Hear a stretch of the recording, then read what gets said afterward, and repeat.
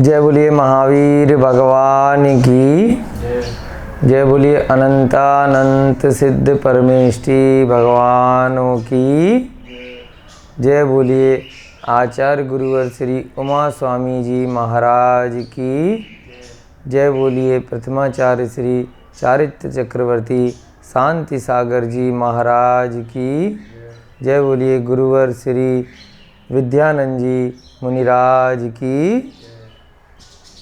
सभी को जय जिनेन्द्र जय दू जड़ंदो। हम लोग तत्वार सूत्र का स्वाध्याय यहाँ पर कर रहे हैं और आज अक्टूबर का महीना पूरा हो चुका है। आज है नवंबर की 1 तारीख, 1 नवंबर 2020। 21 कक्षाएँ आपकी हो चुकी हैं और आज है 22वीं कक्षा।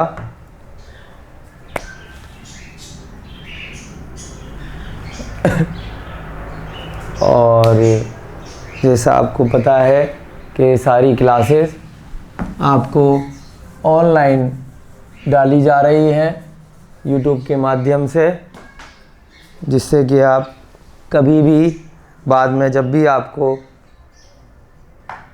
समझना हो तो आप देख सकते हैं।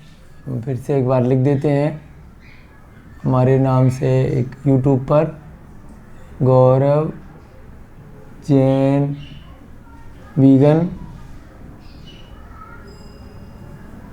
इसमें एक प्लेलिस्ट बनाई गई है तत्वार सूत्र के नाम की, तो जिसमें प्रतिदिन की कक्षाएं डाली जा रही हैं। ये YouTube पर बनाया है,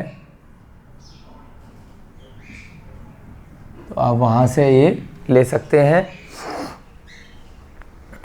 और अभी तक हम द्वितीय अध्याय में हमारे सूत्र नंबर हो चुके थे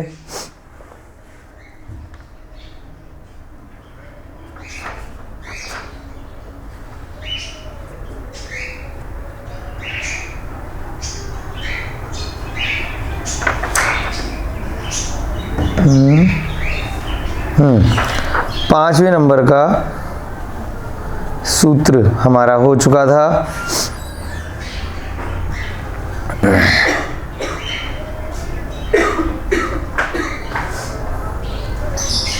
कल हमने 5वां सूत्र किया था।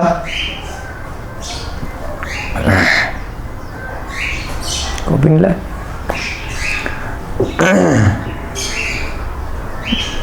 उससे पहले हम मंगलाचरण करेंगे और फिर कल का रिवाइज करेंगे। मोक्ष मार्गस्य नेतारं वेतारं कर्म भूभृतां ज्ञातारं विश्वतत्त्वानां वन्दे तद्गुणलब्धये वन्दे तद्गुणलब्धये वन्दे तद्गुणलब्धये। मैं मोक्ष मार्ग के नेता, कर्म रूपी पर्वत को भेदने वाले, विश्व के सभी तत्वों को जानने वाले अरिहंत को उनके गुणों की प्राप्ति के लिए वंदन करता हूँ, नमस्कार करता हूँ।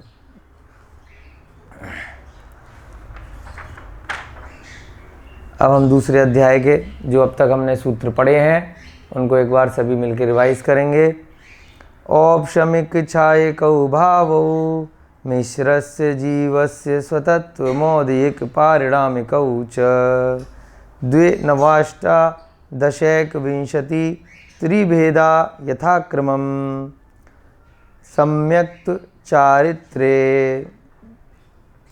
ज्ञान दर्शन दान लाभ भोगोपभोग वीर्याणि च ज्ञान दर्शन लब्धयश्चतुस्त्री त्रिपंचभेदा सम्यक्त चारित्र संयमाश्च।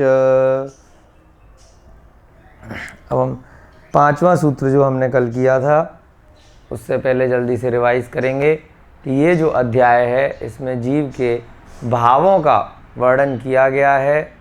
पहला भाव आपका है औपशमिक भाव, जिसमें हम कर्मों को दबाते हैं जो विरोधी कर्म हैं, जिनका आत्मा के साथ कोई प्रयोजन नहीं है मोक्ष मार्ग में, उनको दबाना है। दूसरा क्षायक भाव, जो कर्म दबाए थे उनको हटाकर अलग करना है, यानी कि नष्ट करना है।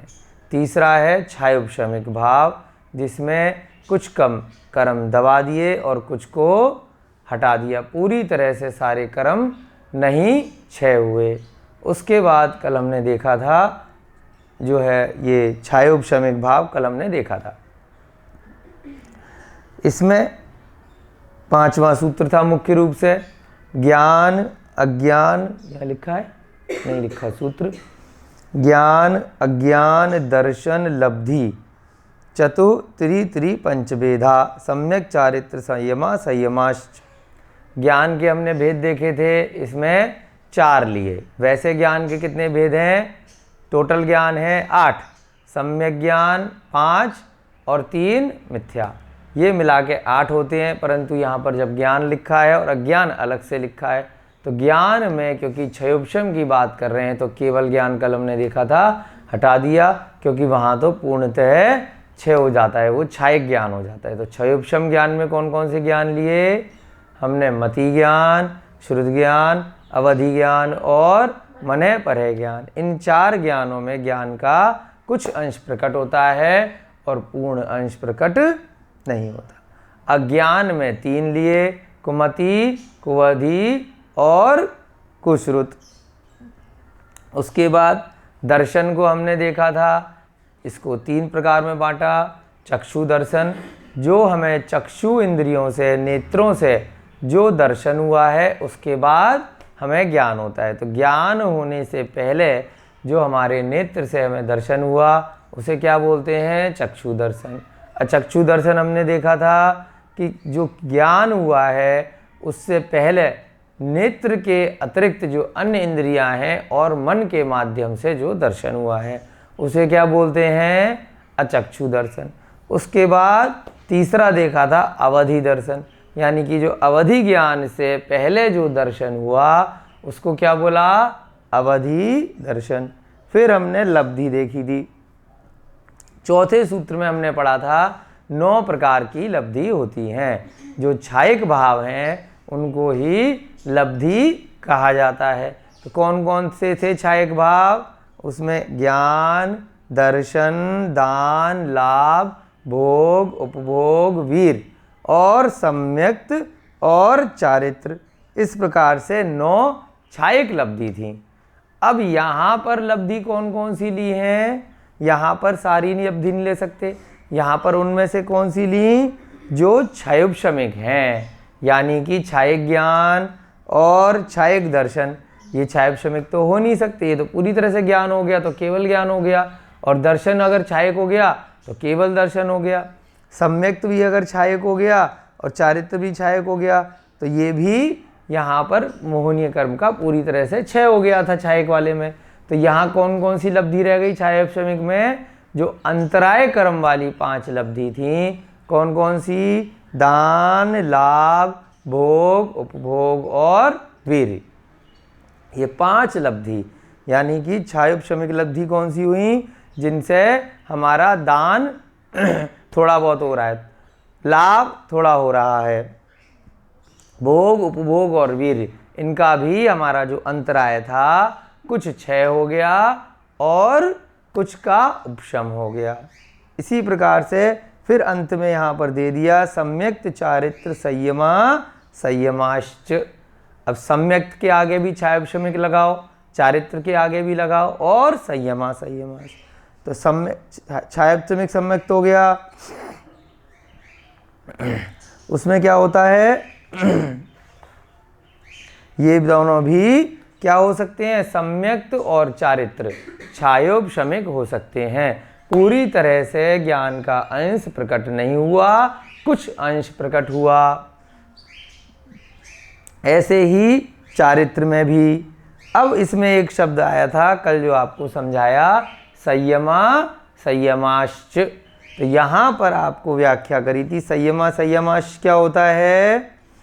कि जो प्रतिमाधारी श्रावक होते हैं 5वां गुण स्थान, यानी कि धीरे धीरे करके आत्मा में जैसे ये 5 भाव होते हैं, ऐसे ही 14 गुण स्थान होते हैं। जीव जब 13वें गुण स्थान में पहुंच जाता है तो उस अवस्था को क्या बोलते हैं? केवली अवस्था, अरिहंत अवस्था। और 13वें गुण स्थान से उसके बाद 14वें गुण स्थान में पहुंचता है, उसको बोलते हैं सिद्ध अवस्था। 13वें गुण स्थान में 4 कर्म जो घातीय कर्म है, हमने उस दिन 4 घातीय और 4 अघातीय कर्म बताए थे। 13वें गुण स्थान में वो 4 कर्म नष्ट हो जाते हैं। 12वें गुण स्थान में क्या होता है? क्षीण मोह, यानी कि मोह का पूर्ण रूप से क्षय हो जाता है। उसी समय बाकी के जो 3 थे, मोहनीय कर्म के अलावा ज्ञानावर्णी, दर्शनावर्णी और अंतराय, ये सभी भी पूरी तरह से एक साथ चले जाते हैं। तो 4 एक एक करके 6 नहीं होते, जो 4 घातीय कर्म है एक साथ ही होते हैं। ऐसे ही जो बाकी के 4 हैं अघातीय, वो भी कोई एक एक करके नहीं हो रहे। आयु, नाम, गोत्र और वेदनीय, ये भी एक साथ जैसे ही आयु कर्म पूरा होता है, नाम, गोत्र, वेदनीय भी एक साथ समाप्त हो जाते हैं और जीव का शरीर यहीं रह जाता है। और सिद्धिशिला में जाकर के जो आत्मा होती है, जो उसका अंतिम जो शरीर होता है, उस साइज की होती है, उससे बहुत थोड़ा सा जो शास्त्रों में आया है, कुछ कम, यानी कि जो अंतिम शरीर है उससे कुछ कम स्वरूप आत्मा जिस अवस्था में अंत में उन्होंने ध्यान अवस्था लगाई थी, वो 2 प्रकार की अवस्था हो सकती है, या तो पद्मासन की अवस्था हो सकती है या शीर्षासन की अवस्था हो सकती है। और मुख कौन सा होता है अंतिम समय में जो ग्रंथों में आया है? या तो उत्तरमुखी होंगे या पूर्वमुखी होंगे। तो उसी अवस्था में, उसी दिशा में वो आत्मा सिद्धिशिला पर जाकर के विराजमान स्थिर हो जाती है अनंत काल के लिए। मध्य लोक से सीधे ऊपर जाती है और सिद्धिशिला पर विराजमान हो जाती है। कौन से गुण स्थान में होती है? 14वें में। 13वें में कहाँ होती है? यहीं रहती है संसार में, मध्य लोक में, परंतु उनका मोक्ष पक्का हो जाता है, केवल ज्ञान हो जाता है। अब उनमें किसी प्रकार का कोई मोह नहीं रहता। 13वें गुण स्थान में होते हैं। उससे पहले जो 12वें गुण स्थान में क्या होते हैं? क्षीण मोह, यानी कि जो हम मोहनीय कर्म कल बता रहे थे, मोह पूरी तरह से क्षीण हो जाता है। अब 5वें से लेकर जितनी भी आगे के गुण स्थान हैं, वो सारी की सारी दिगंबर अवस्था में होती हैं। 5वें गुण स्थान तक हम सभी लोग जो भी क्लास कर रहे हैं, अगर वो गृहस्थ हैं, अगर वो जिन धर्म में आस्था रखते हैं, अगर उनको लगता है कि वो सम्यक दृष्टि हो गए हैं और उनको मोक्ष मार्ग पर इस भव में या अगले भव में आगे बढ़ना है, तो अपनी क्षमता के अनुसार वो कोई भी नियम इत्यादि त्याग ले सकते हैं। पहली प्रतिमा से लेकर 11वीं प्रतिमा तक, यानी कि ये एक सीढ़ी बताई है दिगंबर मुनिराज बनने से पहले तक की। आप धीरे धीरे करके पहले गुण स्थान से, मिथ्यात्व से निकल के दूसरे, तीसरे, चौथे, 5वें में जा सकते हैं। सीधे 5वें में जाने के लिए क्या बताया है कि संयम, संयम के साथ असंयम, थोड़े नियम ले लिए और थोड़ा असंयम गृहस्थ श्रावक होने की वजह से बचा रह गया। ठीक है, तो जो क्षुल्लक, ऐलक इत्यादि भी होते हैं, चूंकि वो वस्त्रों के साथ होते हैं, उनका कुछ कुछ परिग्रह रहता है, कुछ सीमा रहती है। जैसे उनके आचार्य महाराज ने जिस प्रकार की सीमा, छूट उनको इत्यादि दी होती है, उसके हिसाब से वो भी एक उत्कृष्ट श्रावक की श्रेणी में आते हैं। श्रावक जो हम लोग, अगर हमने नियम नहीं लिए, कोई भी त्याग इत्यादि नहीं किया, हमने जो पहले सूत्र में आपको पहले अध्याय में बताया था, मात्र जानकारी है कि जिन धर्म ये है, ऐसा है, तो जानकारी होना श्रावक नहीं कहलाता। जो आमतौर पर चलन में लोग बोल देते हैं कि जितने भी जैन हैं, जैन धर्म में जन्म हुआ, चाहे वो कुछ भी खाते पीते हों, कुछ भी उनका रहन सहन हो, जिन धर्म में उनको बिल्कुल भी ज्ञान हो ना हो, तो उनको जनरली श्रावक नहीं बोलना चाहिए। श्रावक का मतलब क्या है? श्रद्धावान, विवेकवान, और अंतिम शब्द बहुत इम्पोर्टेंट है, क से क्रियावान, यानी कि वो अपने आचरण में भी वैसी क्रियाएं करे जैसी कि जिनवाणी में बताई हैं जितना उसके साथ संभव हो। तो श्रावक मुख्य रूप से किसे बोला? जिसने कुछ ना कुछ अपनी क्षमता के अनुसार चाहे पहली प्रतिमा के ही नियम लिए हों और आगे की सीढ़ियों में धीरे धीरे बढ़ा हो। तो इसमें 3 प्रकार के श्रावक आ गए, जगन्य, मध्यम और उत्तम। जगन्य जिन्होंने थोड़े नियम लिए, मध्यम थोड़े और लिए, और उत्तम या उत्कृष्ट जो ऐलक इत्यादि क्षुल्लक माताजी बन गए।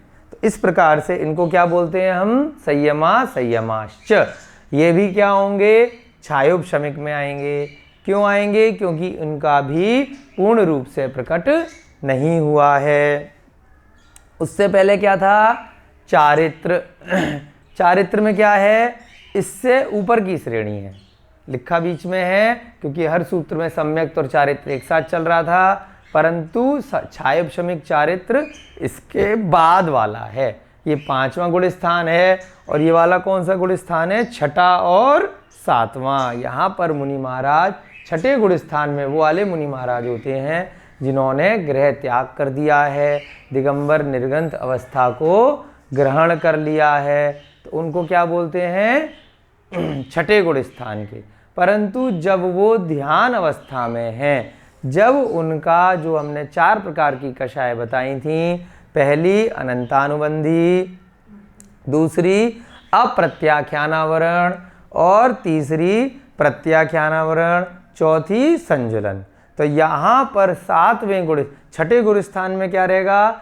चारित्र तो ग्रहण कर लिया परंतु पूर्ण अभी नहीं हुआ, क्योंकि उस समय वो अन्य कार्यों में लिप्त हैं। पूरे दिन तो सामायिक नहीं चल रही, जब बिल्कुल ध्यान अवस्था में है और उनकी संजुलन कषाय भी बहुत कम रह गई है, तब जाके वो 7वें गुण स्थान में रहते हैं। ठीक है, तो 6ठे ऐसा उल्लेख आता है, कई गुरुओं ने इस प्रकार के बहुत सारे भजन गीत भी बनाए हैं कि जो मुनि महाराज होते हैं वो 6ठे और 7वें गुण स्थान में झूलते रहते हैं। इस प्रकार के शब्दों का प्रयोग किया है। कभी वो 6ठे गुण स्थान में आ जाते हैं, कभी जब ध्यान अवस्था में होते हैं और वो उत्कृष्ट ध्यान में धीरे धीरे पहुंच रहे होते हैं, तब वो 7वें में चले जाते हैं। फिर जब उनका मन वचन काया के योग की प्रवृत्ति रहती है, थोड़ा बहुत उनमें कषाय रह जाती है, तब वो वापस से 6ठे में आ जाते हैं। तो इस प्रकार से छायोपशमिक चारित्र में क्या होता है? अनंतानुबंधी वो सब तो क्या हो गई? रही नहीं।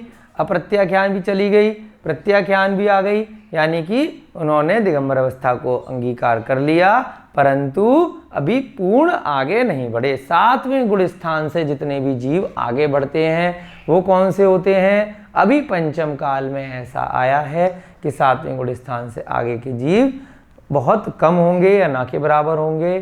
तो क्यों? क्योंकि वो ध्यान अवस्था में ही धीरे धीरे करके ऊपर बढ़ते जाते हैं और उनका सूक्ष्म काय योग आगे जाके रह जाता है। तो आगे हम जब इसका गुण स्थान की चर्चा करेंगे तो 14 गुण स्थानों का वर्णन, ये वाले जब सारे सूत्र हो जाएंगे उसके बाद आपको अवश्य कराएंगे, तो और अच्छे से आपको समझ में आएगा। आगे समझ में आपको छायोपशमिक चारित्र 6ठे और 7वें में रहते हैं। यहाँ पर ये संजुलन, ये 3 प्रकार का इनका उदय आने पर 6 हो गया है और 9 कषाय क्या है? उसकी उदय आ चुकी है। तो सराग संयम भी इसे बोलते हैं, राग के साथ संयम। ठीक है, अब इसमें एक चीज और एक सूत्र में रह गई थी जो आपकी पुस्तक में दी हुई है। ज्ञानावर्णी कर्म के 5 भेद होते हैं, जिनमें 4 भेद जो ज्ञानावर्णी कर्म भी आपके 8वें अध्याय में आएगा, जो ज्ञान गुण को ढाके। हमारी आत्मा में केवल ज्ञान यानी कि मात्र ज्ञान पहले से विद्यमान है, परंतु उसके ऊपर क्या है? आवरण, एक चादर ढकी हुई है। तो कौन कौन सी चादर है? जो 5 सम्यक ज्ञान है, मति, श्रुत, अवधि, मनः, परय और केवल, इनके ऊपर आवरण ढका हुआ है। तो यही 5 प्रकार हो गए, मति ज्ञानावरण, श्रुत ज्ञानावरण, अवधि ज्ञानावरण, मनः परय ज्ञानावरण और केवल ज्ञानावरण। तो ये हमारे ज्ञानावर्णी कर्म के ये 5 भेद हैं। इसमें यहाँ पर क्षयोपशम में जो ज्ञान की बात हो रही थी, जो अभी बताया 4 ज्ञान, छह उपशम में कौन कौन से आए? मति, श्रुत, अवधि और मने परे। क्यों आए? क्योंकि जो केवल ज्ञानावरण कर्म है वो सर्वघाती होता है कि उसमें थोड़ा बहुत कम ज़्यादा का चक्कर नहीं होगा, या तो वो पूरी तरह से ढका हुआ होगा या पूरी तरह से हट जाएगा। जो ये चार ज्ञान थे, मति, श्रुत, अवधि और मने परे, इसमें क्या हो सकता है? क्षयोपशम रहेगा, थोड़ा अंश प्रकट होगा और थोड़ा ढका रहेगा। तो ये भी एक बार लिख लेते हैं, आपकी पुस्तक में वैसे दिया हुआ है कि जो ज्ञान है, ज्ञानावर्णी कर्म के 5 भेद हैं, जिसमें से सर्वघाती और देशघाती 2 शब्दों का प्रयोग किया गया है। सर्वघाती माने जो पूरी तरह से जिसका घात हो, और देशघाती मतलब पूरी तरह से न होकर थोड़ा बहुत घात हो और थोड़ा बहुत रह जाए। तो यहाँ जो क्षयोपशम की बात करेंगे हम सर्वघाती की ना करके देशघाती वाली ही करेंगे। ये कल आपको दिखाने से रह गया था, है ना। ज्ञानावर्णी कर्म के 5 भेद। जैसे यहाँ पर इस सूत्र में, मतलब इस अध्याय में आपको समझने के लिए आपको 8वें अध्याय का आश्रय बार बार लेना पड़ रहा है, क्योंकि कर्मों का वर्णन वहाँ पर दिया है आचार्य महाराज ने। ज्ञानावर्णी कर्म के 5 भेद। कैसे? हमें कौन सा वाला ज्ञान का आवरण हटाना है? मति, श्रुत, अवधि, मने परे। अब आपको धीरे धीरे, देखिए मैंने कहा था ना कि पहली बार जो कर रहे होंगे उनको दिक्कत आएगी। अब ये चीज़ें रिपीट हो रही हैं, तो अब आपको धीरे धीरे चीज़ें पक्की होनी शुरू हो जाएंगी। मने पर्याय और केवल। अब आवरण लग गया तो क्या हो गया? ये मति ज्ञान नहीं है, मति ज्ञानावरण। क्या बन गया? ज्ञानावरण। यानी मति ज्ञान के ऊपर आवरण है, जिसकी वजह से मति ज्ञान कम ज्यादा है। श्रुत ज्ञानावरण। तीसरा अवधि ज्ञानावरण। अवधि ज्ञान के ऊपर आवरण है, जिसकी वजह से हमें भूत भविष्य वर्तमान की चीज़ों का पता नहीं है कि हम पिछले भव में क्या थे, अगले भव के हमने कितने कर्म कैसे बांध लिए। मने परे ज्ञानावरण। हमें दूसरे के मन का नहीं पता चल रहा। क्यों? क्योंकि हमारे मने परे ज्ञान के ऊपर आवरण है। केवल ज्ञानावरण। हमें संसार की सभी द्रव्य एक साथ उनकी अनंत पर्याय और अपनी स्वयं की जीव की सारी पर्याय दिखाई नहीं दे रही। क्यों नहीं दिखाई दे रही? क्योंकि केवल ज्ञानावरण। अब ये जो चारों हैं, ये चारों कैसे होते हैं? देशघाती। यानी इन्हीं का क्षयोपशम होता है, यही कम ज्यादा हो सकती हैं।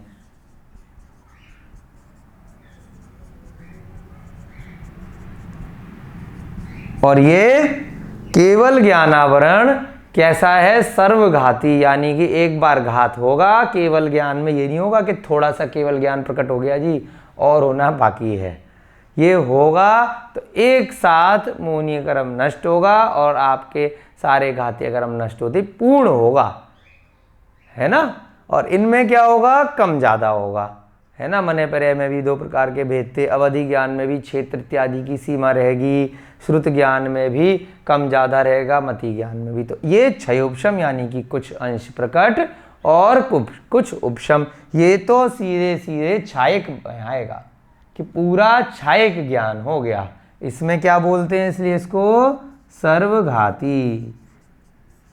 तो यहां पर जो क्षयोपशम की बात हो रही है, जो ज्ञान में ये 4 प्रकार के ज्ञान की ही बात करेंगे, जो कल के सूत्र में बताया था। ये पॉइंट लिखाने से रह गया था तो आज इसको करा दिया।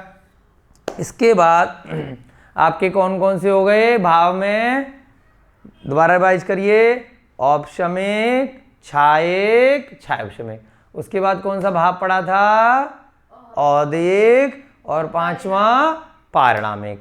औदेक में हमने क्या देखा था कि कर्मों का उदय आने पर, जो हमने कल कुछ काम किया तो आज उसका हमें परिणाम मिलेगा, उदय आएगा। हमने पढ़ाई करी तो एग्जाम में हम उसको क्या करेंगे, उसी को लिख के आएंगे, है ना। तो उदय आएगा, जैसे कर्म करोगे वैसा उसका फल भोगना पड़ेगा। हमने देखा था कि औदिक भाव और पारिणामिक भाव जीव और पुद्गल इत्यादि सभी द्रव्यों के हो सकते हैं, परंतु यहाँ पर बता जरूर दिया कि जीव और पुद्गल के होते हैं। लेकिन हमें किसको मोक्ष कराना है, पुद्गल को मोक्ष कराना है कि जीव को मोक्ष कराना है, बताइए। आत्मा को मोक्ष होता है, पुद्गल को तो मोक्ष होता नहीं है, जो वस्तु इत्यादि हैं। तो इसलिए यहाँ पर जो अब चर्चा करेंगे अगले सूत्र में औदेक भावों की, तो वो पुद्गल की दृष्टि में न रख के आत्मा के भावों से औदेक भाव क्या होते हैं उसकी चर्चा करेंगे। हमने दूसरा सूत्र पढ़ा था इस अध्याय का, क्या था, द्विनवाष्टा, आगे क्या था, एक द्विनवाष्टा 10 एकविंशति, है ना। क्या था, निकाल लीजिए आप अपने में सूत्र। क्यों हम निकाल रहे हैं, क्योंकि भाई गिनती चल रही है ना एक एक करके। द्विनवाष्टा 10 एकविंशति, तो अष्टादश तक हो गए हमारे वाले, इसमें 18 प्रकार। तो अब क्या अष्टादश के बाद बचा, चौथे नंबर पे एकविंशति। एकविंशति माने एक, माने एक, विंशति माने 20, तो कितना हो गया था, 21, 21। तो ऑटोमेटिकली अब आप समझ लीजिए कि अगला जो सूत्र आने वाला है उसमें 21 नाम होने चाहिए। किसके होने चाहिए, चौथा वाला कौन सा था, औदेक, यानी कि आत्मा के जो हमने कर्म पिछले किए हैं उनका जो उदय आएगा वो 21 प्रकार से आ सकता है। औदेक भाव के 21, बिल्कुल सिस्टम से सूत्र बनाए हैं। जरूरी नहीं है 21 लिखें, जैसे यहाँ पे 18 लिखे नहीं थे, लेकिन हमने उनको 18 पूरा किया, है ना। उसमें लिख दिया कि इसके 4, इसके 3, इसके 5, ऐसे कर करके। तो ऐसे ही अगला सूत्र देखेंगे, बड़ा ही सुंदर सूत्र है, बड़ा ही आनंद आएगा आपको छठा सूत्र करने में। ये भी थोड़ा बड़ा सूत्र है क्योंकि 21 भाव हमें समझने हैं। किसके, समझना क्यों जरूरी है, पहले जानकारी होगी तभी ज्ञान में परिणति होगी, तभी आचरण कर पाओगे। बिना जानकारी के अगर सीधे आचरण करने लग जाओगे तो हो सकता है कि जो भी चारित्र धारण करें तो मिथ्या में ना चले जाएं। गलत भावों से भले ही आपने अगर सही अवस्था सही चारित्र धारण कर लिया तो वो मोक्ष मार्ग नहीं कहलाता। तो इसलिए जानकारी होनी बहुत जरूरी है कि भाव कौन से हैं, है ना। तो लिखते हैं हम यहाँ पर छठे नंबर का सूत्र, गति कषाय लिंग मिथ्या दर्शना, गति कषाय लिंग मिथ्या दर्शना।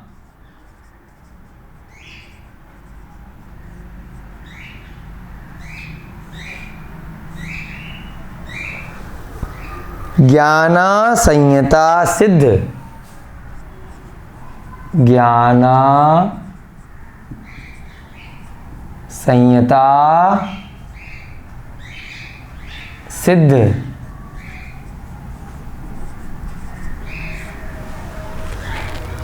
लेश्याश्चतुश्चतुस्त्रयी,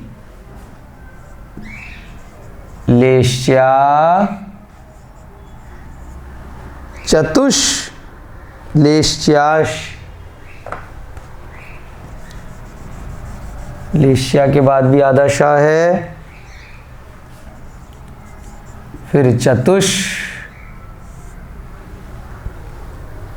लेश्याश चतुस्त्रयी।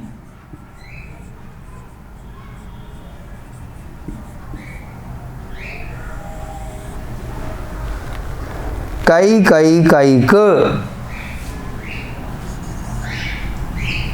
यहाँ कई कई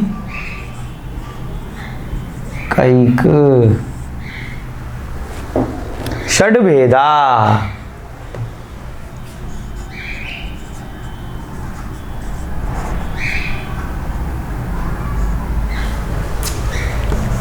षड्भेदा।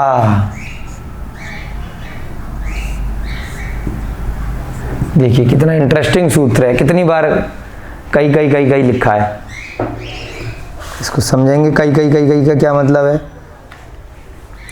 गति कषाय लिंग मिथ्या दर्शना ज्ञाना संयता सिद्ध लेश्याश्चतुश्चतुस्त्रयी कई कई कई क षड्भेदा। लिंग को दो तरीके से लिख सकते हैं, कई पुस्तकों में ऐसे लिखा रहता है और फ़ॉन्ट साइज़ की प्रॉब्लम की वजह से, और वैसे ऐसे भी लिख सकते हैं लिंग।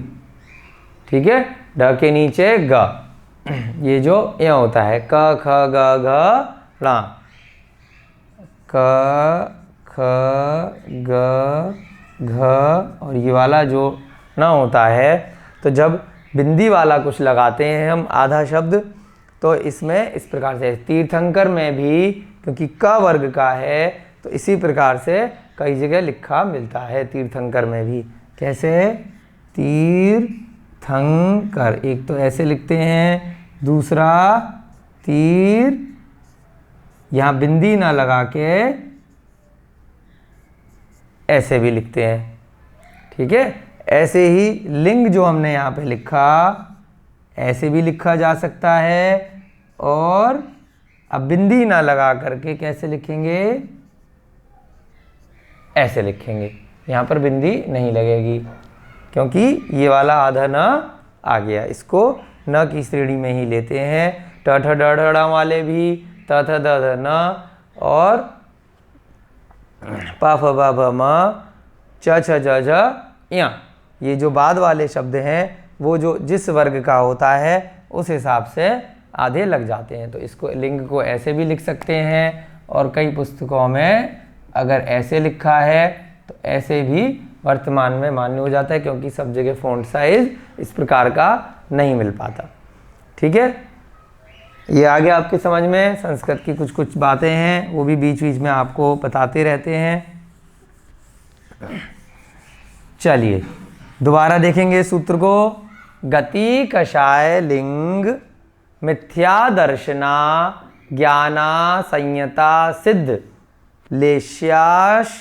लेश्याश चतुस्त्रयी कई कई कैक षड्भेदा। इसको एक एक करके समझेंगे, बड़ा ही इंटरेस्टिंग सूत्र है, आपके समझ में आराम से आ जाएगा जब इसका हम संधि विच्छेद करेंगे। अदरवाइज डायरेक्ट जब बहुत तेज़ी से इसको हम पढ़ते हैं तो बहुत बार बहुत लोगों के समझ में नहीं आ पाता है कि ये कई कई कई कई क्या हो गया भाई, ये इतने सारे कई कई क्यों लिखे हैं, इसका क्या मतलब है। अब पहले तो आपको ये ध्यान में रखना है कौन से वाले के भाव के चल रहे हैं। ये औदेक भाव, इसमें वर्ड यूज़ नहीं है, लेकिन क्योंकि क्रम से चल रहे हैं तो चौथा भाव औदेक भाव, कर्मों के उदय आने से जो भाव उत्पन्न होता है उस समय उसको क्या बोलते हैं? औदेक भाव।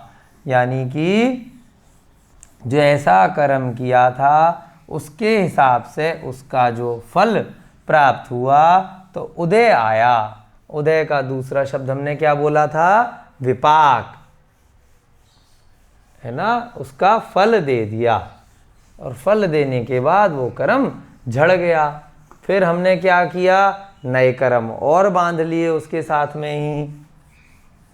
तो इसलिए जो आगे के अध्यायों में आएगा कि हमारे को पुराने कर्मों का क्षय करना है, परंतु प्रयास क्या करना है कि नए कर्म ना बांधें, संवर हम करें, यानी कि नए कर्मों को आने से रोक देवें। पुराने कर्म धीरे धीरे समय आने पर चले जाएंगे या अभ्यास के साथ हम उनकी निर्जरा कर लेंगे, और नए कर्मों का आना रोक देंगे तो एक समय हमें मोक्ष हो सकता है। वो आगे के अध्यायों में आपको धीरे धीरे वहाँ तक ले जाया जाएगा। अब एक एक करके देखते हैं। इसका सबसे पहले संधि विच्छेद पढ़ने के लिए, ठीक है। ये तो आपके माइंड में चल रहा है ना, औदेक भाव है और 21 तक पहुंचना है, 21। एक क्या हो गया, गति। दूसरा कषाय, बहुत बार आ चुका है। फिर लिंग, उसके बाद मिथ्या दर्शन, यहां तक रुक जाएंगे। कहाँ, मिथ्या दर्शन।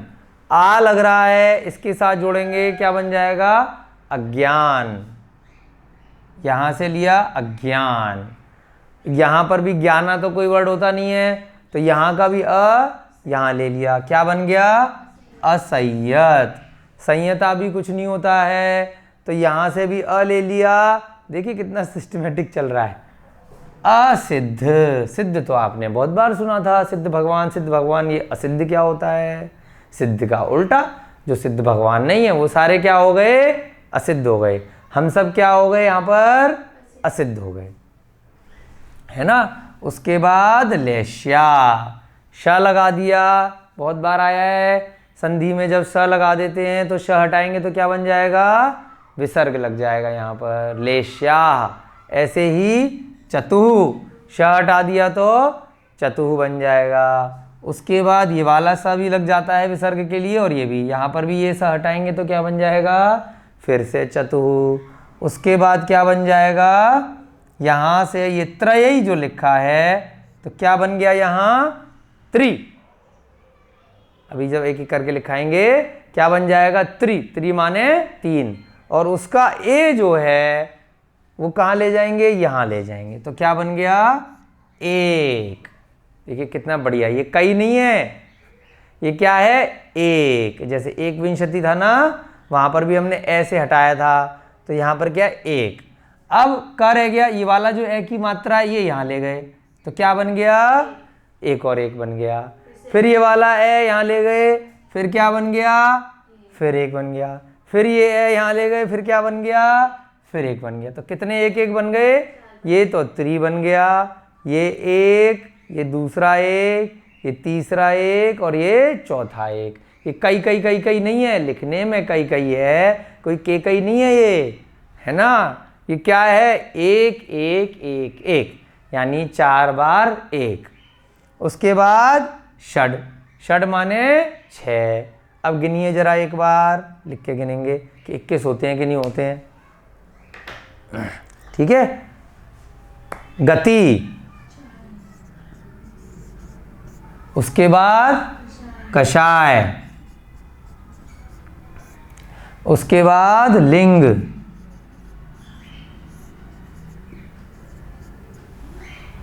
उसके बाद आपका आया मिथ्या दर्शन, सम्यक दर्शन का उल्टा, विपरीत सिद्धांत। उसके बाद अज्ञान, उसके बाद असंयत, उसके बाद असिद्ध, उसके बाद लेश्या। फिर क्या बोला, लेश्या पे विसर्ग लगा दिया क्योंकि श हटा दिया हमने। फिर क्या है, चतुः, यहाँ पर भी क्या करेंगे, विसर्ग लगाएंगे, श हटा दिया। फिर दूसरा चतुः, यहाँ से भी स हटा दिया। फिर क्या रह गया, त्रि, और ये या को ई की मात्रा बन गई, और ये क्या रह गया, एक, फिर से एक, और फिर 3-4 बार एक, और अंत में षड भेदा, यानी कि 6 भेद होते हैं। ये सारा इसका संधि विच्छेद हुआ, ठीक है। अब इसको समझेंगे कैसे। सबसे पहले तो दिमाग में रखना है, औदेक भाव के 21 भेद होते हैं। कैसे पता, दूसरे सूत्र में बताया था, ठीक है। गति, कषाय, लिंग, मिथ्या दर्शन, अज्ञान, असंयत, असिद्ध, लेश्या। क्रमशः है। अब इन्होंने नहीं लिखा, अब ये क्रमशः में कैसे लगाना है, जैसे पिछले सूत्र में भी ऐसे ही किया था। चतु, चतु माने यहां आ जाओ। फिर चतु, चतु माने यहां आ जाओ। फिर त्रि, त्रि माने यहां पे आ जाओ लिंग पे। फिर एक, एक माने इसके भेद। फिर एक इसके भेद। फिर एक इसके भेद। फिर एक इसके भेद। फिर षड इसके भेद। तो यहाँ पर उसी सीरीज में बड़े ही सिस्टमेटिक आचार्य महाराज ने सूत्र बनाया है, शब्दों को बचाया है, और थोड़ा हम लोग भी अपने दिमाग पर जोर डालें तो ऐसी उनको हमसे भी उम्मीद है। तो इस प्रकार से उन्होंने इस सूत्र को बनाया है। भला हो उन गुरुओं का जिन्होंने इनका व्याख्या करी, शब्दार्थ किया, और इस श्रेणी तक हम लोगों को समझने के लिए हमारा जो है हेल्प करी। तो बहुत आसानी से हमें ये सब चीज़ें अब समझ में आ रही हैं। अब कैसे देखेंगे इसको? गति कितनी हो गई? चतु माने 4। दूसरी कषाय कितनी हो गई? चतु माने 4। लिंग कितने हो गए? त्रि माने 3। मिथ्या दर्शन कितने हो गए? 1 माने 1। अज्ञान कितने हो गए? 1। असंयत कितने हो गए? 1। असिद्ध कितने हो गए? 1। लेश्या कितनी हो गई? 6। अब एक बार गिन लो। 4 और 4 8, 3 11, 12 13 14 15 और 6 21। बिल्कुल सूत्र उनका फिट बैठ गया। 1 विंशति। कैसे हो गए ये? 21 यानी 1 विंशति। ठीक है। अब इसमें अर्थात करके पहले हम लिख लेते हैं। अर्थात गति कषाय लिंग मिथ्या दर्शन ज्ञान असंयत असिद्ध क्रम लेश्या क्रम से है 4 4 3 1 1 1 और 6 प्रकार के होते हैं, 6 भेद होते हैं, है ना। पहले हम यहाँ पर इसका लिख लेते हैं। आपकी पुस्तक में अर्थात करके नहीं लिखा है ना। कहाँ पे लिखें? यहाँ पे लिख लेते हैं अर्थात, जिससे कि आपको समझ में सूत्र का मतलब भी अच्छे से आ जाए। अर्थात गति कषाय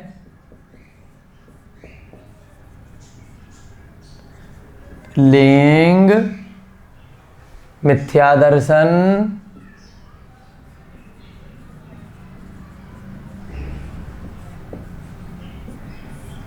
कौमा अज्ञान असंयत असिद्ध और लेश्या।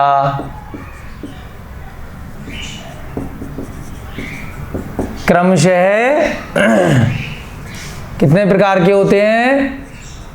क्रमशः 4, दोबारा से 4, फिर 3, फिर 1, फिर 1, फिर 1 और फिर से 1 और 6 भेदा माने भेद होते हैं। लेश्या के लगा दो यहाँ पर समझने के लिए, वाक्य के लिए। असंयत असिद्ध और लेश्या के क्रम से 4 4 3 1 1 1 और 6 भेद, षड भेदा लिखा है ना, 6 भेद होते हैं। इस प्रकार औदिक भाव के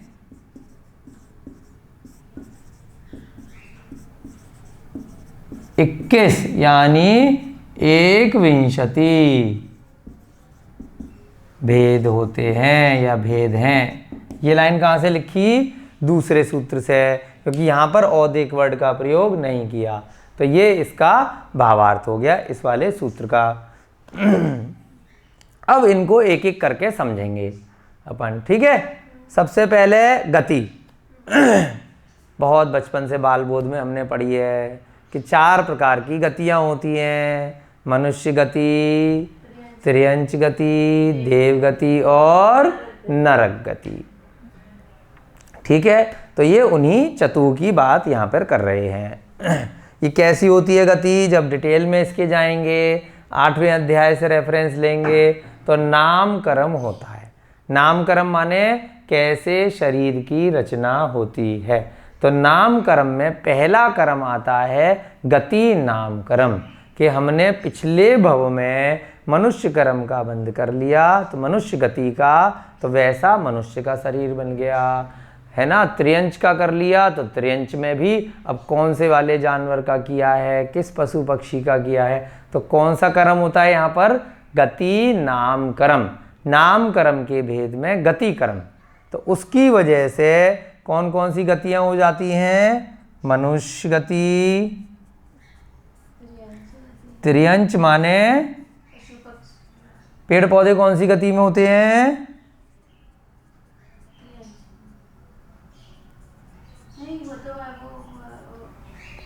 मनुष्य, जितने भी मनुष्य के अलावा एक इंद्रिय से लेकर पंचेंद्रिय तक के जीव हैं जो देव नरक में नहीं आए और मनुष्य में नहीं आए, तो वो सारे किस में हो जाएंगे, त्रियंच में। इनके गिला ये मुख्य रूप से 4 गतियां हैं, किस अपेक्षा से, संसारी जीवों की अपेक्षा से। जो मुक्त जीव हैं, जो सिद्ध जीव हैं, वो इन 4 गतियों में नहीं होते, उनकी तो मुक्त जीव की अलग गति होती है। तो कई बार कई ग्रंथों में, कई गीतों में, भजनों में हम कहते हैं ना कि पंचम गति पाऊँ, यानी कि इन 4 गतियों से निकलकर मुझे भगवान 5वीं गति मिल जाए। अब 5वीं गति कौन सी है, सिद्ध गति है, वो इसमें नहीं आती है। संसारी जीवों की अपेक्षा से 4 गतियाँ होती हैं।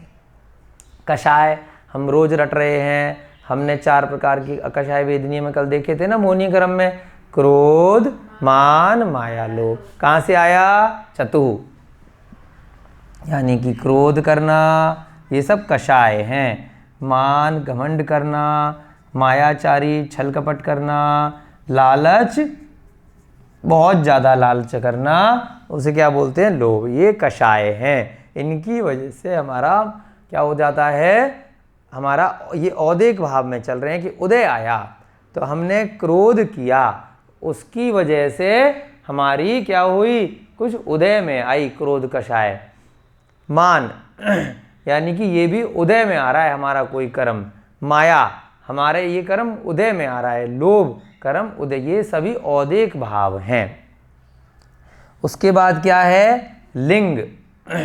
अब कौन सी गति में कौन सा जीव उत्पन्न होगा तो उसका लिंग क्या होगा, पुल्लिंग होगा, स्त्रीलिंग होगा या नपुंसक लिंग होगा। मनुष्य गति में 3 प्रकार के लिंग होते हैं। त्रियंच में भी अलग अलग श्रेणी के अनुसार जैसे उसकी इंद्रियां हैं, जैसे एक इंद्रिय में ये सब नपुंसक, 1 से लेके 4 इंद्रिय तक के जीवों में पुल्लिंग और स्त्रीलिंग का कोई चक्कर नहीं होता, सारे की सारे क्या होते हैं, नपुंसक लिंग होते हैं। ऐसा मिथ्या ज्ञान आज के भौतिक विज्ञान में चल रहा है कि मच्छर में मादा मच्छर अलग होती है और नर मच्छर अलग होता है, जबकि जैन दर्शन में जो सर्वज्ञ हितोपदेशी ज्ञान है उसमें ऐसा कोई भेद नहीं आया। मादा और नर मच्छर का कोई भेद नहीं होता, ऐसा वही मिथ्या के हिसाब से बता देते हैं। कुछ भी मन में आया कि मादा मच्छर काटेगा तो ये वाला रोग होगा, नर मच्छर काटेगा तो ये वाला डेंगू रोग हो जाएगा। तो इस प्रकार से नए नए रोग अपने मन से बना दिए गए हैं, जबकि ऐसा कुछ भी कहीं पर भी न रिसर्च में आया न जांच में आया कि मादा मच्छर कैसा होता है और नर मच्छर कैसा होता है, और कैसे उन्होंने पाया नर और मादा में भेद, किसी को कुछ नहीं पता, बस मन से कर दिया। तो क्यों इसकी चर्चा कर रहे हैं, क्योंकि लिंग में जो 3 भेद हैं, जो पुल्लिंग, स्त्रीलिंग और नपुंसक लिंग, ये किन किन के होते हैं, मुख्यतः मनुष्यों के 3 लिंग, और त्रियंचों में भी पंचेंद्रिय के, है ना। देवताओं के कौन कौन से लिंग हो सकते हैं? नपुंसक लिंग देवताओं में नहीं होते।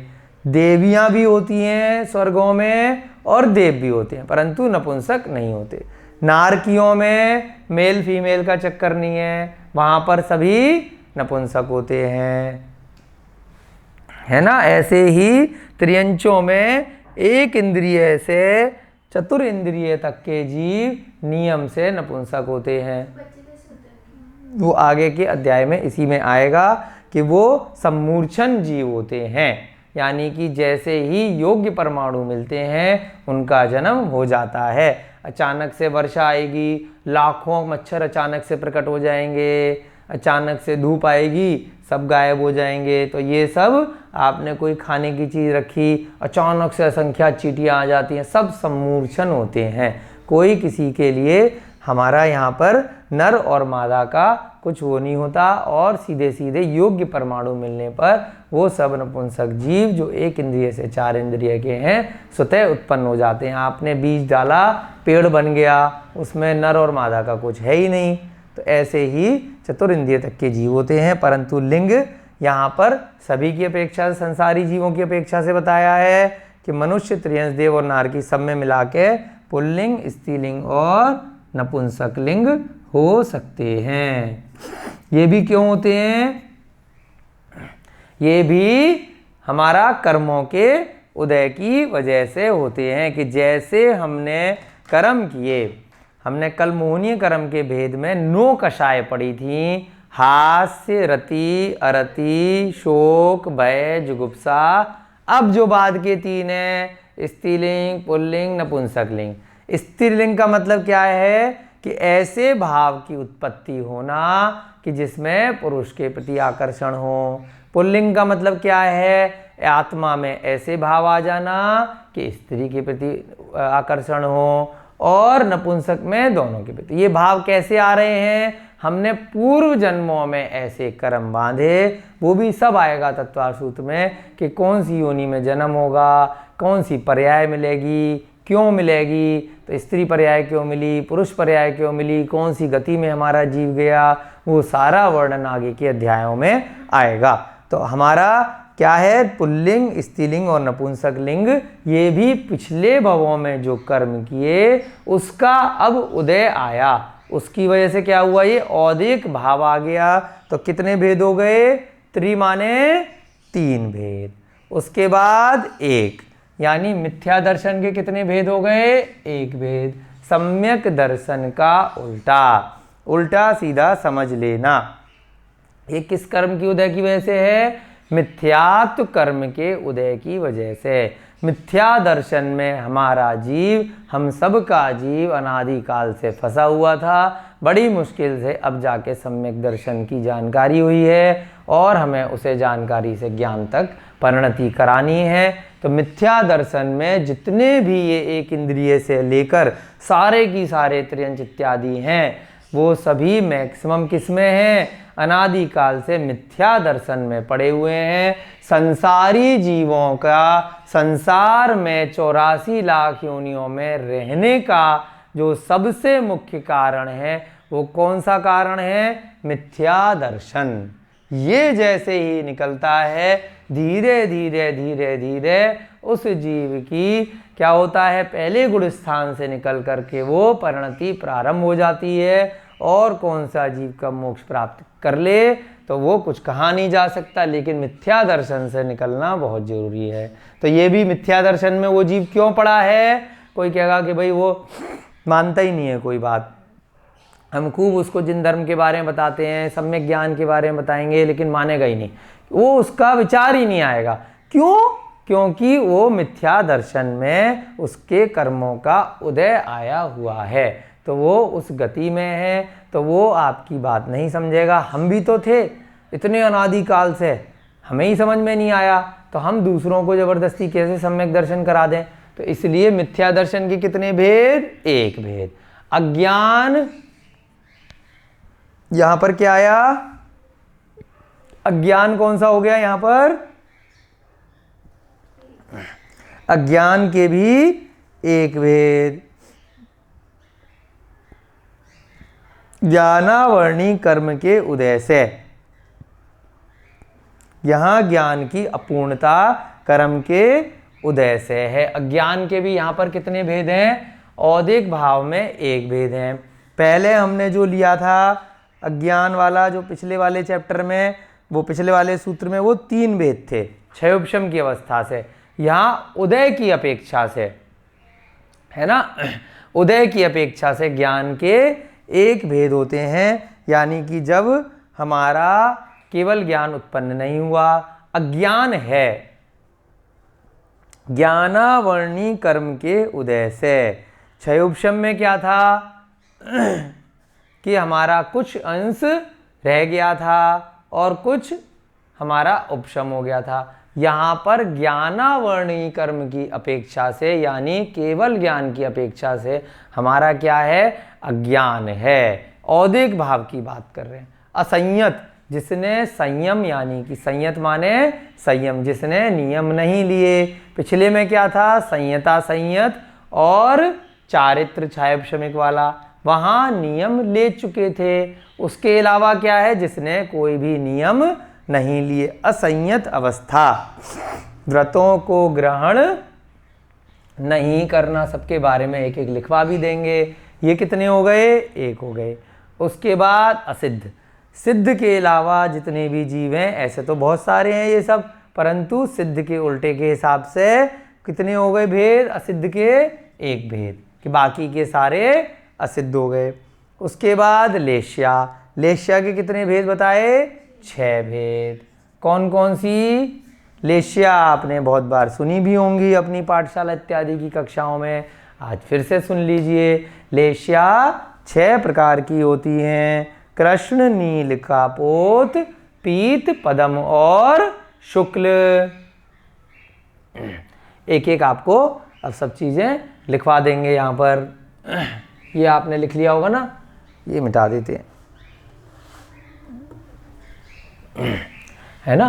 फिर यहाँ पर लेश्याएँ लिखाएंगे और इन तीनों के बारे में आपको वर्णन कर ही दिया है, इनके बारे में थोड़ा थोड़ा सा कराएंगे।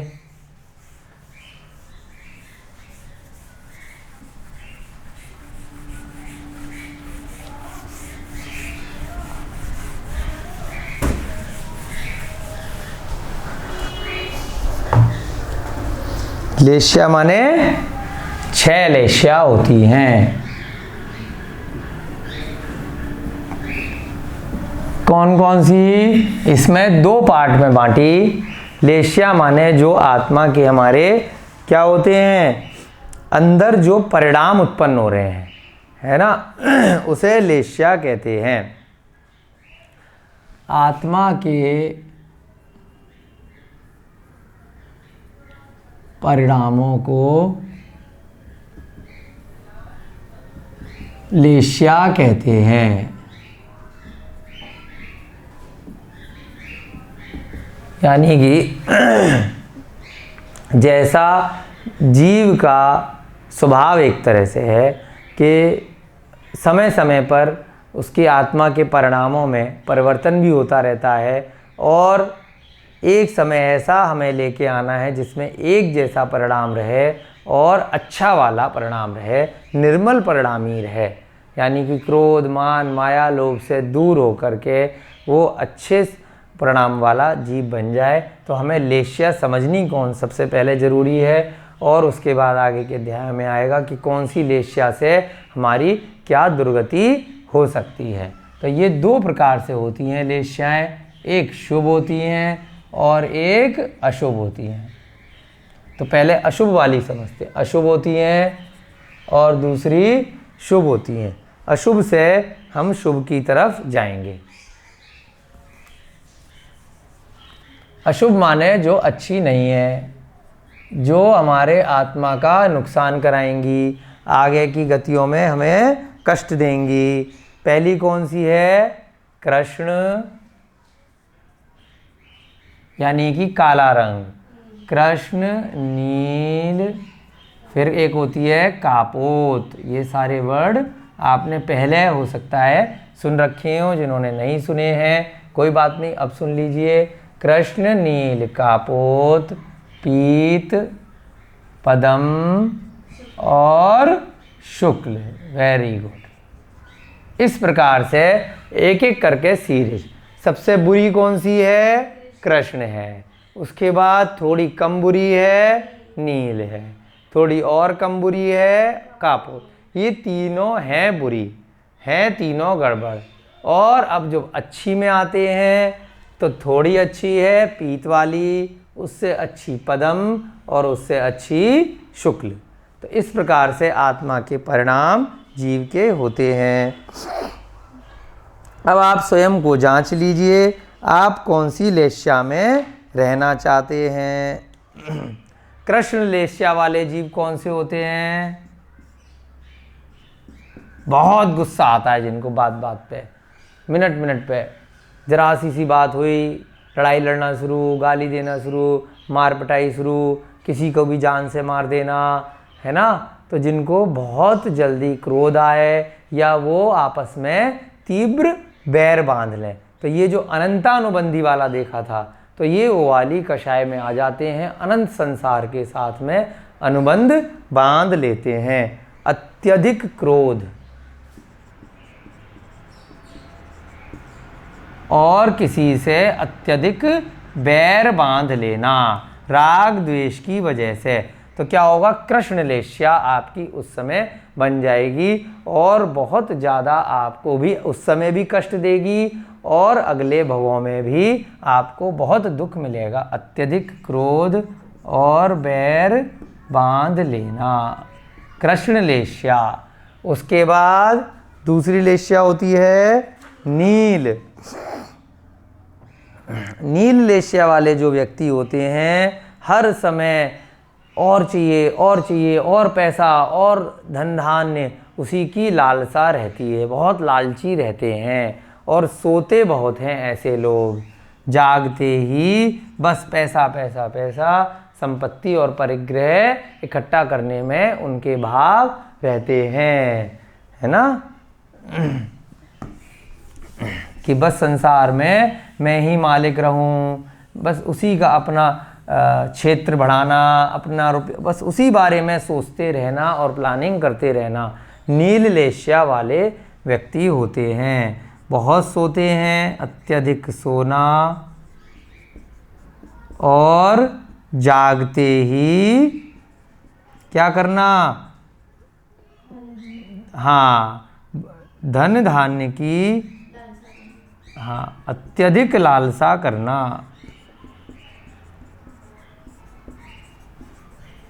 ये उससे थोड़ा कम है कृष्ण वाले से, क्योंकि यहाँ पे वो किसी को अभी मार पीट नहीं रहा है, उसमें तो क्रोध कर रहा है, हिंसा कर रहा है। यहाँ पर खाली क्या है? खाली शांति से खुद ही सो रहा है, या जागा तो मैं सबसे ज़्यादा अमीर बन जाऊँ, मैं पूरे विश्व का मैं राज करूँ, मैं ये बन जाऊँ, मैं उस प्रकार से प्लानिंग करते रहना बिना क्रोध और बैर बांधे। तो थोड़ी कम हो गई, परंतु ये भी बहुत खतरनाक है। ये भी एक क्या है? कषाय। उसके बाद कापोत, इससे थोड़ी सी और कम। कापोत में क्या होता है? खाली बैठे बैठे बस दूसरे सब लोगों की निंदा करते रहना, उसने ये किया, उसने वो किया, जो आजकल टीवी चैनलों के माध्यम से बहुत दिखाया जाता है, अखबार के माध्यम से, सोशल मीडिया के माध्यम से, बस दूसरों की निंदा निंदा निंदा, उसके अलावा कोई दूसरा काम नहीं।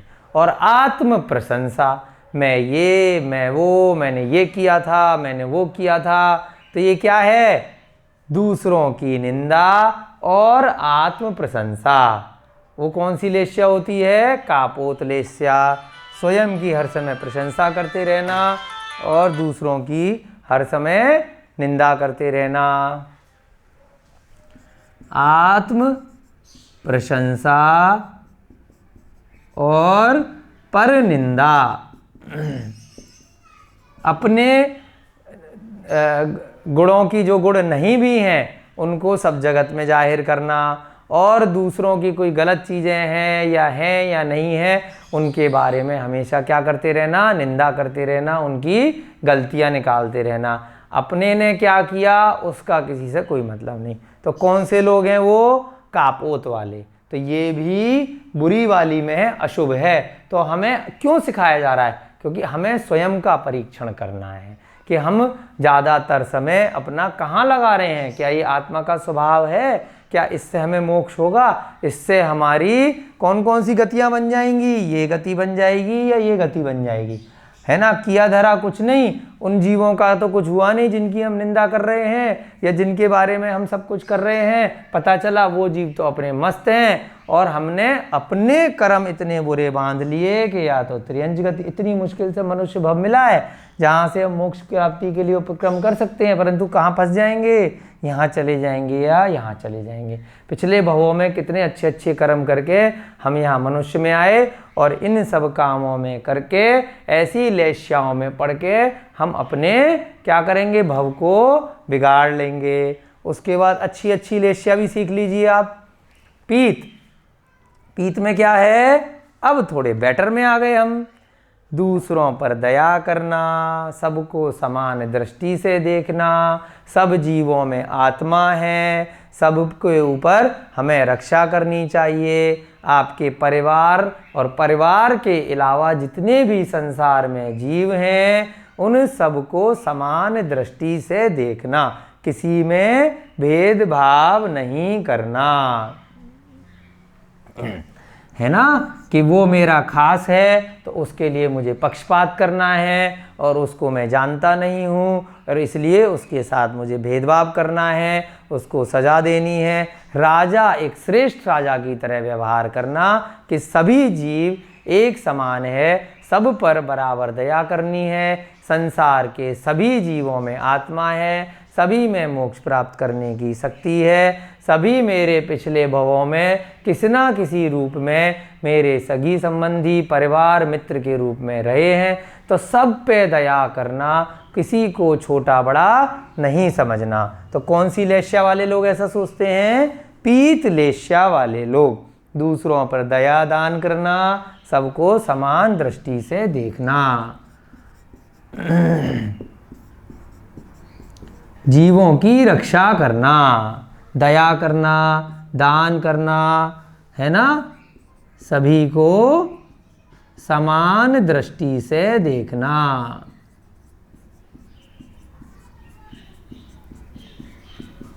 हमेशा कैसा? समता भाव रखना सभी के साथ। उसके बाद अगली लेश्या क्या है? पदम लेश्या। और अच्छे में गए, ये सब शुभ लेश्या चल रही हैं। इसके बाद और अच्छे में क्या हुआ? पद्म, बिल्कुल त्यागी जैसा व्यवहार, किसी से कोई लेना देना नहीं, जो हो रहा है सो हो रहा है, अपन को किसी से कोई मतलब नहीं है। तो वो कौन सी लेश्या? जो जैसा कर रहा है उसका फल वो स्वयं भोगेगा। हम क्यों बुरे बने, है ना। सरल परिणामी, त्यागी प्रवृत्ति।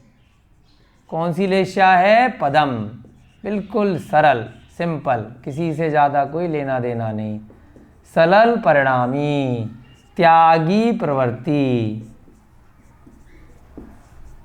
ऐसे जीव पंचम काल में भी देखने को आपको मिल जाएंगे, कोई निषेध नहीं है। उसके बाद सबसे अच्छी लेश्या कौन सी है? शुक्ल लेश्या। शुक्ल लेश्या का मतलब वीतरागी, राग द्वेष से रहित, हमेशा धर्म ध्यान में तत्पर। यही लेश्या आगे जाके आपको धीरे धीरे मोक्ष मार्ग पर ले जाती है। राग द्वेष से बिल्कुल रहित हो जाना, राग द्वेष से रहित। कैसे हो गए? वीतरागी हो गए, कोई राग नहीं, है ना। और हमेशा धर्म ध्यान में लगे रहना, उसके अलावा कहीं और प्रवृत्ति फालतू की नहीं करना। जो केवली हो गए तो उनकी शुक्ल के आगे फिर वो सब सारी राग द्वेष हमेशा के लिए समाप्त हो गया, तो वो परम शुक्ल लेश्या एक स्पेशल लेश्या हो जाती है उनकी। यहाँ पे संसारी जीवों की अपेक्षा से हम बता रहे हैं, उनकी तो इन लेश्याओं से भी ऊपर की श्रेणी अरिहंत भगवानों की होती है। तो ये सारी लेश्याएं मनुष्य गति में और अन्य गतियों में हो सकती हैं। राग द्वेष से रहित, हमेशा धर्म ध्यान में लीन रहना,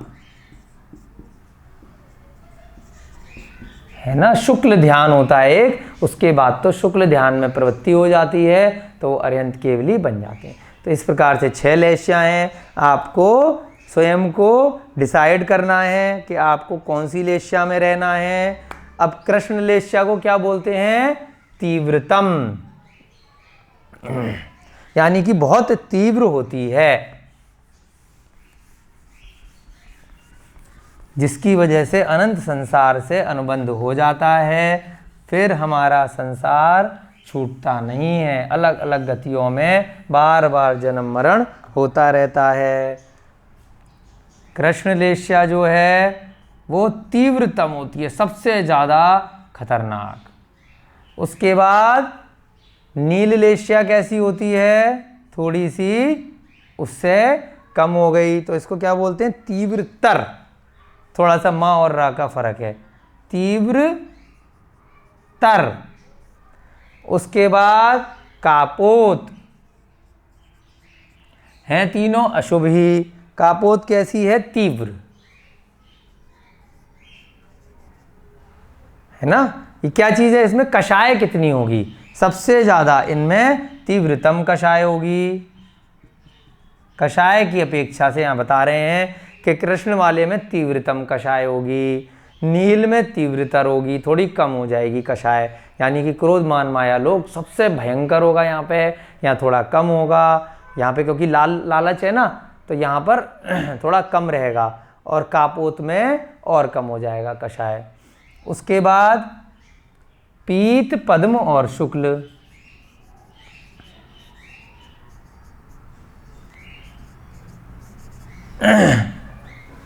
इनमें कषाय कैसी रहेगी?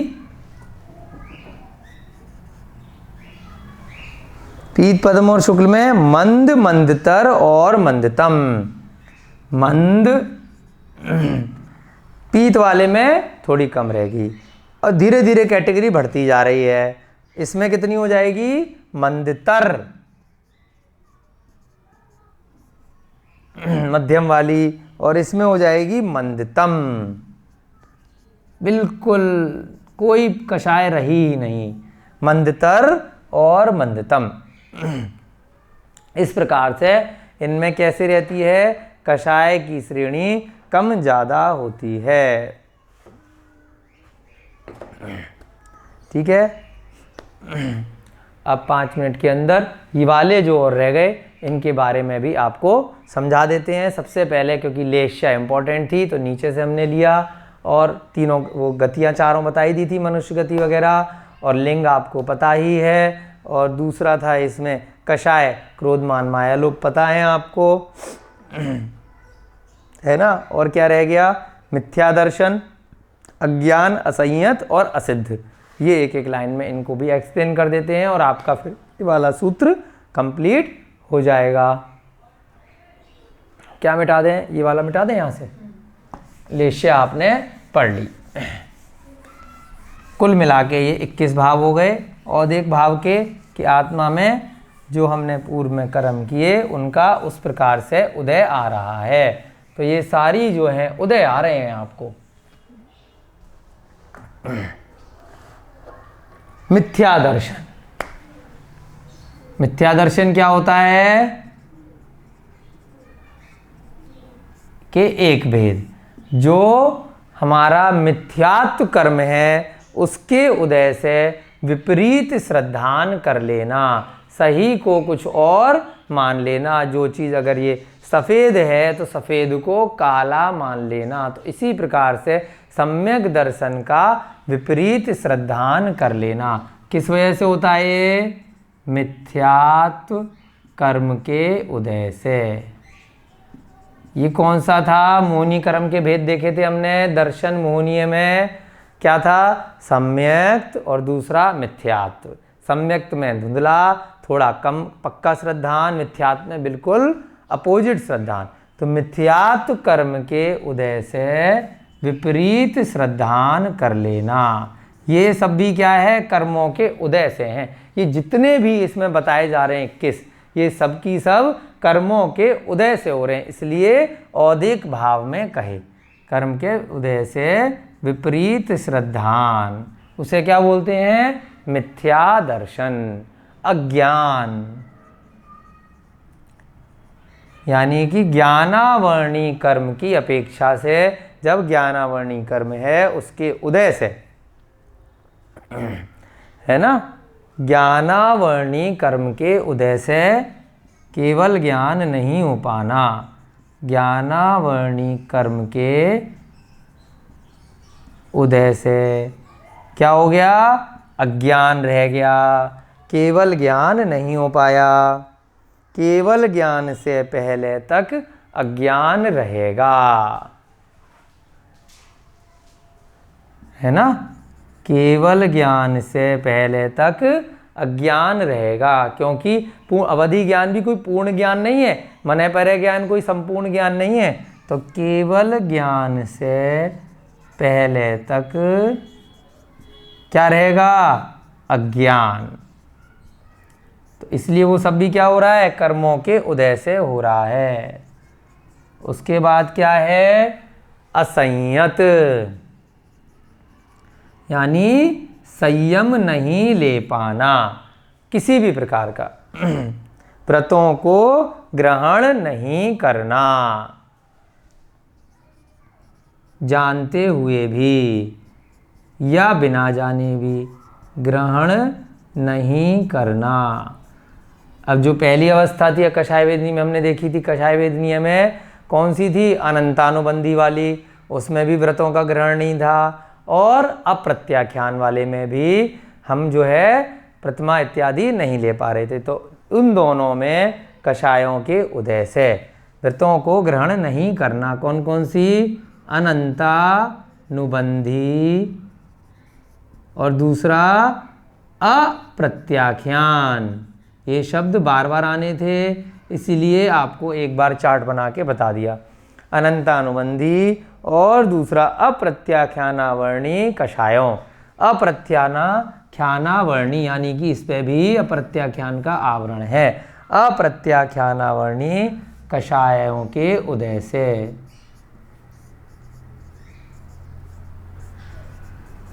किसी भी प्रकार का व्रत ग्रहण नहीं करना। उसके बाद है असिद्ध। असिद्ध यहाँ पे लिख लेते हैं, या आपने लिख लिया होगा। यानी कि जो सिद्ध नहीं है। अब इसमें भी दो प्रकार से हम सब सिद्ध बन गए क्या? बताइए। और अरिहंत भगवान सिद्ध बन गए क्या? हाँ। तो यहाँ असिद्ध में अरिहंत भगवान भी एक अपेक्षा से आ जाते हैं, परंतु उनके 4 घातीय कर्मों का नाश हो गया है, हमारे 8 कर्मों का नाश नहीं हुआ। असिद्ध भी कितने भेद हैं? 1। असिद्ध माने जिनको मोक्ष नहीं हुआ। कर्मों का उदय, क्योंकि हम उदय की अपेक्षा से पढ़ रहे हैं, है ना। संसारी जीव और मुक्त जीव। अभी हम आगे देखेंगे 2 प्रकार के जीव होते हैं। तो संसारी जीवों में एक तो हो गए, है ना, मुक्त जीव कौन से हुए? जो सिद्ध बन गए। और संसारी जीव कौन से हुए? सारे की सारे असिद्ध हैं, जो सिद्ध नहीं हुए। अब संसारी जीवों में भी 2 प्रकार के जीव हैं, जो केवल ज्ञान को प्राप्त कर गए और जिनको केवल ज्ञान नहीं हुआ, है ना। अब ये 2 अपेक्षा से हैं। 4 घातीय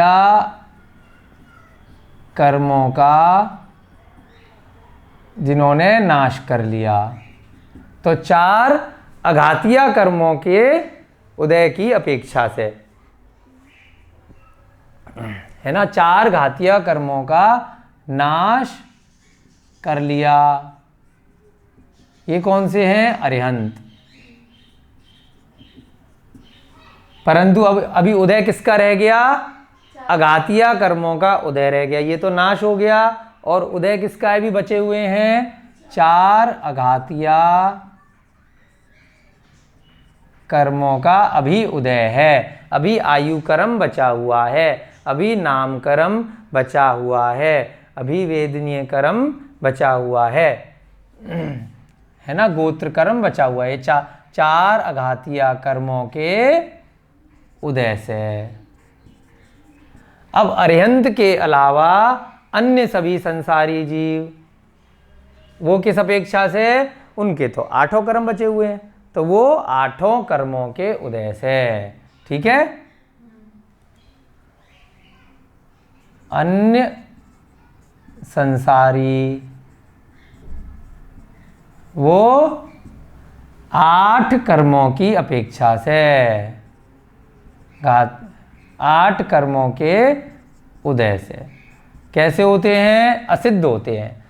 ठीक है, अन्य संसारी में अरिहंत के अलावा सारे आ गए।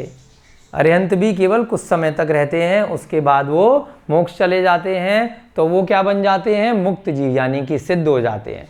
ठीक है, तो असिद्ध में क्या हो गया, अरिहंत भगवान 4 अघातीय कर्मों का भी उनका उदय है, और बाकी हम सभी का क्या है, जितने भी त्र्यंच इत्यादि एक इंद्रिय पर्याय के देव नारकी सारे की सारे अभी उनके 8 कर्मों का उदय से उनके कौन से भाव होते हैं, औदयिक भाव होते हैं।